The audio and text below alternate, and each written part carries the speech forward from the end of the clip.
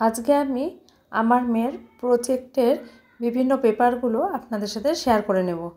এগুলো আমার ভিডিওর মাধ্যমে থেকে যাবে, অনেকের হয়তো কাজেও লাগবে। আর আপনাদেরকে একটু দেখাতে চাই যে ওদের প্রজেক্ট পেপার করতে প্রচণ্ড খাটনি হয়। মানে হয়তো ছোট ছোট পিস, কিন্তু এই লেখাগুলো ওদের বিভিন্ন রকমের কিন্তু বই থেকে সংগ্রহ করে নিজের মতো বানিয়ে কারেকশন করে তারপরে ফাইনাল এখানে তুলেছে। তো প্রথমে যে পেপারটা দেখালাম সেটা হচ্ছে ইংলিশ লিটারেচার। এখানে the glove and the Lions এই থিমের উপরেও লিখেছে জন্য ফার্স্টে কভার পেজটা ওইভাবেই এঁকেছে। তারপরে কিন্তু ভেতরে লেখাগুলো ওর বেশিরভাগটা বিভিন্ন সোর্স থেকে নেওয়া হলেও বানিয়ে কিন্তু অনেকটাই ও লিখেছে। এরপরে দেখাবো ইংলিশ ল্যাঙ্গুয়েজ। কভার পেজগুলো দেখুন কি অদ্ভুত রকম পড়েছে। ওপরে কিন্তু লেখা আছে ভার্ব, নাউন, এগুলো বিভিন্ন ধরনের কনসেপশন ও দিয়ে দিয়েছে। যেহেতু ল্যাঙ্গুয়েজের ব্যাপার, প্রথমে অ্যাকনলেজমেন্ট লিখেছে। এগুলো তো নর্মাল এক ফিচার্স, এগুলো সবটা প্রায় একই। ও নিজের কিছু ধারণা দিয়ে করেছে। তারপরে the knock that unveiled the shadows, তার উপরে ও কিন্তু এই প্রজেক্ট পেপারটা তৈরি করেছে। এই প্রজেক্টগুলো করার মধ্য দিয়ে সাবজেক্টের ওপরে ও ডেপথ কিন্তু প্রত্যেকেরই অনেকটা বেড়ে যাবে। কারণ প্রত্যেকে সত্যি যদি নিজে নিজে এগুলো তৈরি করে থাকে না, তাহলে সেই বিষয়টার ওপরে তাকে ডিটেল স্টাডি করতে হচ্ছে। তার ফলে তার কিন্তু সাবজেক্টের ওপরে ধ্যান ধারণাটা অনেক বেশি ক্লিয়ার হয়ে যাচ্ছে। বাংলার এই কভার পেজটা নাকি সবথেকে সুন্দর হয়েছে, স্কুলের সবাই তাই বলেছে। বিভিন্ন শিক্ষক শিক্ষিকারা এই কভার পেজের কিন্তু প্রশংসাই করেছে। বাংলা হাতের লেখাটা যদি আরও কিছুদিন শেখাতে পারতাম তাহলে মনে হয় আরও একটু বেশি ভালো হতো। লেখা তাও পরিষ্কার লেখে, কিন্তু আসলেও হাতের লেখাতে ভর্তি করেছিলাম, কিন্তু কিছুদিন শেখার পরে লকডাউন হয়ে যায়। তার ফলে কিন্তু হাতের লেখাটা কন্টিনিউ করতে পারিনি।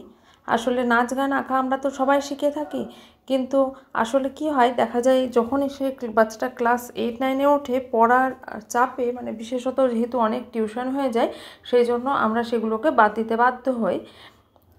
আদপেও সেই জিনিসগুলো জীবন থেকে হয়তো বাদই পড়ে যায়। কিন্তু এই হাতের লেখাটা যদি একবার শিখিয়ে নেওয়া যায় তাহলে কিন্তু সেটা জীবনের শেষ দিন পর্যন্ত বজায় থাকে। তাই জন্যই আমার মনে হয়েছিল হাতের লেখা শেখানোটা ভীষণই দরকার। আর আমরা যেহেতু মালদাতে থাকি, মালদা শহরের এই সুযোগটা রয়েছে, হাতের লেখা শেখার কিন্তু অনেক প্রতিষ্ঠান রয়েছে, যেটা অন্য কোনো শহরে কিন্তু সচরাচর দেখা যায় না। তো মোটামুটি লেখে, খুব একটা খারাপ লেখে না, ভালোই লেখে। এরপরে হিস্ট্রির ওপরে প্রজেক্ট তৈরি করেছে। ডক্টর এপিজে আব্দুল কালামের ওপরেই হয়তো কিছু লিখেছে, আমি ভেতরটা পড়ে দেখিনি। মোটামুটি করে যতটুকু বুঝতে পারছি, ড্রিম বিগ, কি সুন্দর উপরে টপিকটা দিয়েছে। তারপরে এপিজে আব্দুল কালামের লাইফ নিয়ে লেখা হয়েছে, যা টাইটেলটা দেখে বুঝতে পারলাম। এইবার এর মধ্যে কন্টেন্ট ক্রিয়েট করতে হয়েছে, আর এই কন্টেন্টের মধ্যে এপিজে আব্দুল কালামের বিভিন্ন বিষয় কিন্তু তুলে ধরা হয়েছে। তার প্রচুর ছবিও ও কালেক্ট করেছে। ছবিগুলোর ইচ্ছা ছিল হাতে আঁকার, কিন্তু আসলে সময়ের ভীষণই অভাব ছিল। মাত্র কয়েকদিনের মধ্যেই প্রত্যেকটা পেপার আলাদা করে তৈরি করে এত কিছু লিখে কারেকশন করে তারপরে এখানে ফাইনালি তুলতে হয়েছে। সেই জন্য সময় পায়নি, জন্য ফটোগুলোই ও আটকে দিয়েছে। প্রিন্ট আউট বার করে নিয়েছিল, তারপরে ফটোগুলো আটকেছে। আর এপিজে আব্দুল কালামের উপরে প্রত্যেকটা বিষয়, ওনার জীবনের বিভিন্ন দিক নিয়ে এখানে আলোচনা করা হয়েছে। এত এক গুণী মানুষ, মানে ভীষণই আমার পছন্দের এক মহাপুরুষই বলা যায় এনাকে। তো তার উপরে লেখা, সত্যি এটা প্রজেক্ট পেপারে দেওয়ার ফলে অনেক ছাত্রছাত্রী আরও বেশি ওনার জীবন থেকে অনুপ্রাণিত হবে। এরপরে জিওগ্রাফির প্রজেক্ট পেপার তৈরি করেছে। দেখুন এই উপরের কভার পেজ কিন্তু ওর একদম ইউনিক আইডিয়া, মানে কোথাও থেকে কোনো গুগল সার্চ করে বা কোনোখান থেকে কিন্তু ছবিগুলো কালেক্ট করেনি, ও সম্পূর্ণ নিজের আইডিয়াতে কিন্তু প্রত্যেকটা সাবজেক্টের আলাদা আলাদা কভার পেজ তৈরি করেছে।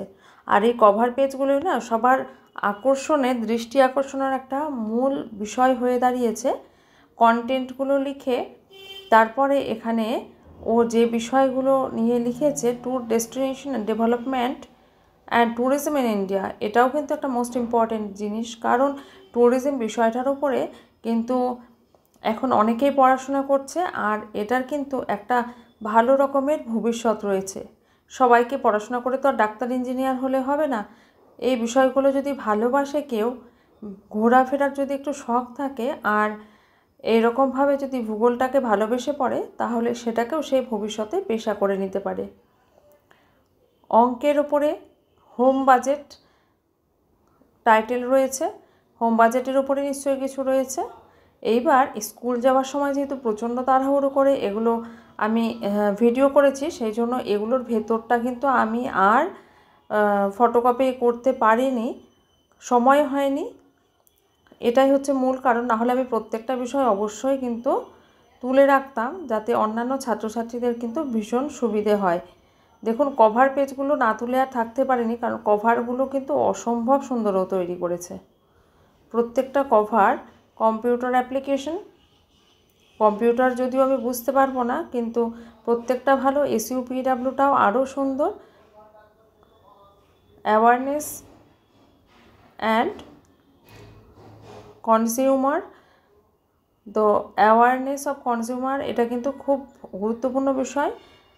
এটা নিয়ে ছোট থেকে কিন্তু যদি ওদের মনে একটু আইডিয়া দেওয়া যায়, তাহলে কিন্তু ওরা ভালো মতো বিষয়টা বুঝতে পারবে এবং আমাদের নিজেদের অধিকারবোধ সম্পর্কে সজাগ হতে পারবে। SUPWটা একটু আবার আমি নিয়ে নিলাম, কারণ আমার এটা পড়ে দেখার ভীষণই ইচ্ছে ছিল, সম্ভব হয়নি। তো এইভাবে এখান থেকে একটুখানি দেখে নেব। এই বিষয়টাতে আমার সত্যি খুব ইন্টারেস্ট আছে, যেহেতু একটু বড় বয়সে এটা জানতে পেরেছি যে এই ব্যাপারগুলোর ওপরেও আমাদের দখল থাকা দরকার। আর এই ফটোটা আমি অনেক জায়গায় শেয়ার করেছি, এটাও স্কুলে জমা দেবে।